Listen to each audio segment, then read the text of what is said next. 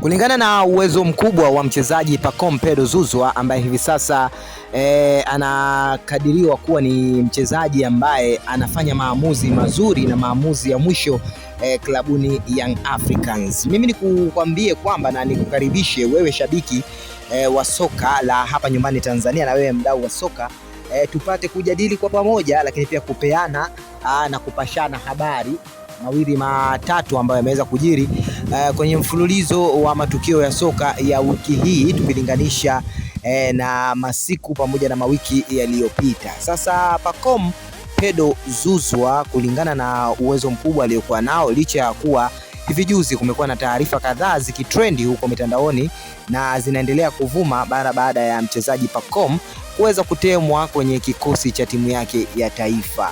Jambo hili limewahuzunisha baadhi ya mashabiki, lakini pia baadhi ya watu wengine walionekana kutoweza kuumizwa kwa namna hiyo, kwa sababu unajua soka ni mchezo wa mambo mengi. Huenda kocha si chaguzi lake ama si kipenzi chake Pacome, au labda mwalimu aliona Pacome hatofiti. Yote yanawezekana kwa sababu wachezaji ni wengi na kila mmoja ana nafasi yake ya kutumikia taifa lake.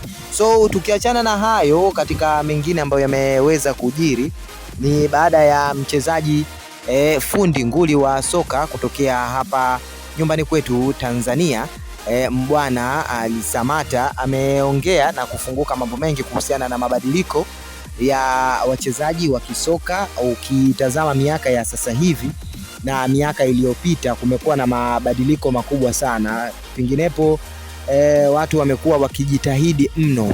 Zamani soka watu walikuwa wakilichukulia kama kipaji, aidha kama ujiko.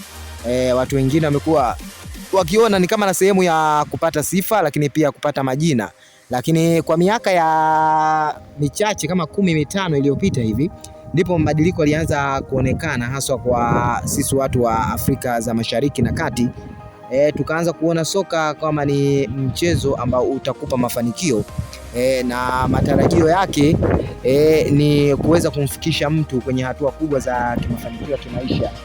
Ukitazama zaidi economically, wachezaji wengi wamekuwa na pesa na kujikimu wao wenyewe pamoja na familia zao kupitia mchezo wa soka. Sasa kipaji kama Pacome Pedro Zouzoua kwa makubwa ambayo amekuwa akionyesha, bado mashabiki wengi wanatarajia kuona uwepo wake klabuni Yanga, lakini pia akiendelea kuipambania klabu ya Yanga na kuwapa mafanikio makubwa wana Yanga, na matarajio mengine pia ni kutaka kuona Pacome akifikisha Yanga katika nafasi ambayo watu wengi wamekuwa wakitamani kuona Yanga ikifika huko. Usisahau kusubscribe ili usipitwe na taarifa muhimu kama hizi.